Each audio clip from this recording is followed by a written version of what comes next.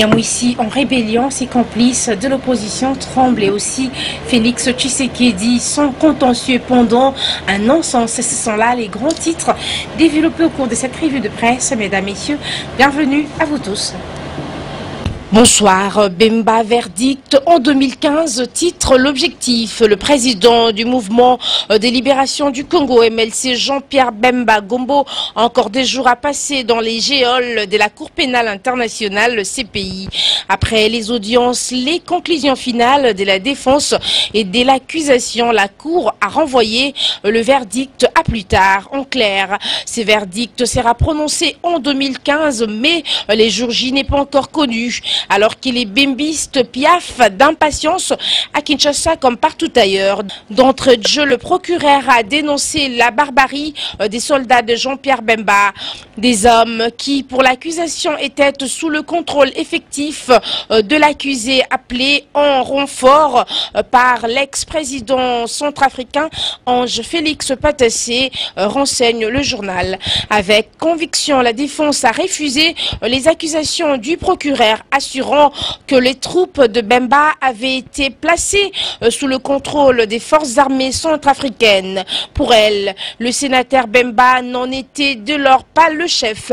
Les avocats du sénateur ont rejeté par ailleurs l'idée que Bemba ait pu, assis dans son salon à Guadolité, donner des ordres à ses troupes sur place.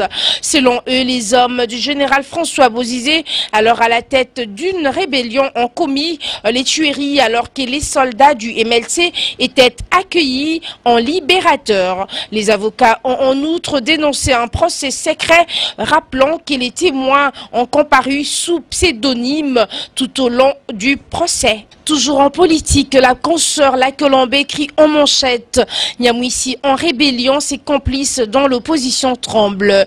Qui avait tué les généraux Mamadou, s'interroge le journal. Pourquoi l'énigme et on passe des livrets sans secret, s'interroge de nouveau le journal. Et d'y répondre depuis que les révélations ont commencé à fuser de partout, la peur semble avoir changé de camp, car si hier l'opposition était au devant de la scène pour demander tantôt une enquête crédible, tantôt des sanctions, aujourd'hui elle se met à la défensive comme d'habitude. Elle se prépare à voir dans le verdict qui tombera demain un complot contre elle, car Mboussa Nyamwisi n'est pas le seul dans la nouvelle rébellion en gestation. Le lundi prochain, à suivre, les débats ne seront condamnés que les exécutants.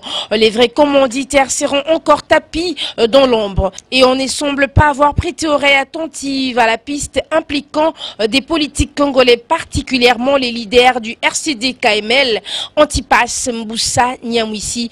Il faut dire que l'homme a beaucoup de chance, en tout cas plus de chance que Roger Lumbala. Ils sont pourtant tous les deux des récidivistes. Ils avaient tous les deux disparu avec la montée en puissance du M23 annoncé à Kampala. Mboussa Nyamwisi n'est plus jamais rentré au pays. Contrairement à Roger Lumbala qui, croyant à la victoire sur le tapis du M23 afin de s'étailler une place à l'issue des négociations, Mboussa Nyamwisi, lui, il s'est fait oublier. Avec la défaite du M23, il a compris qu'il fallait vite rebondir afin de ne pas disparaître définitivement de la scène politique.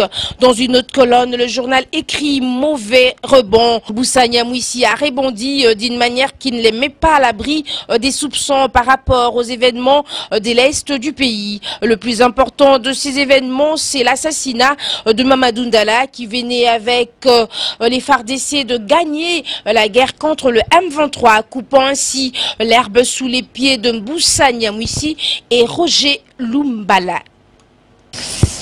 Les maximums, enfin boucle cette revue de presse. Félix Tshisekedi sont contentieux pendant un non-sens.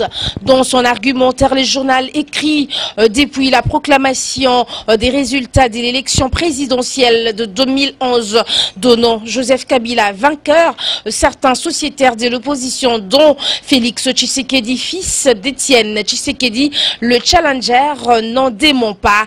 Près de 3 ans après, le bouillant ex-député d'Emboujimaï continue d'excuser par tous les parts les blessures d'amour-propre et d'ambition contrariée de son géniteur. Début novembre, écrit le journal, Félix Tshisekedi, qui est aussi secrétaire national en charge des questions internationales du parti de son père, est revenu à la charge en affirmant, pince sans rire, que le dialogue politique exigé par les partisans de l'UDPS et de l'UNC de Vital Kamerhe devait avoir pour principal point à l'ordre du jour le contentieux électoral qui, selon lui, prend entre Tshisekedi père et Joseph Kabila, le président congolais en exercice.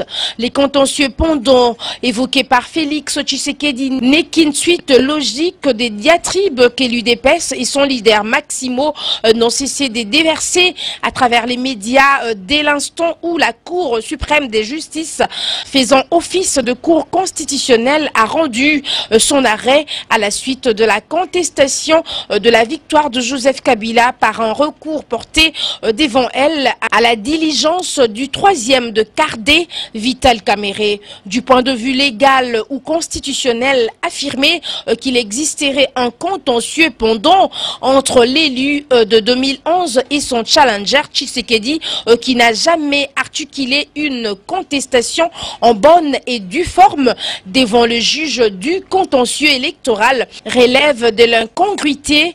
On se trouve en face d'une posture purement subjective en marge du cadre républicain. C'est donc tout pour cette revue de presse. Mesdames, Messieurs, bonsoir. C'en est donc fini pour cette revue de presse. Merci à vous de l'avoir écouté d'avance. Nous vous souhaitons bon début de week-end. On se retrouve la semaine prochaine. D'ici là, portez-vous bien. Merci.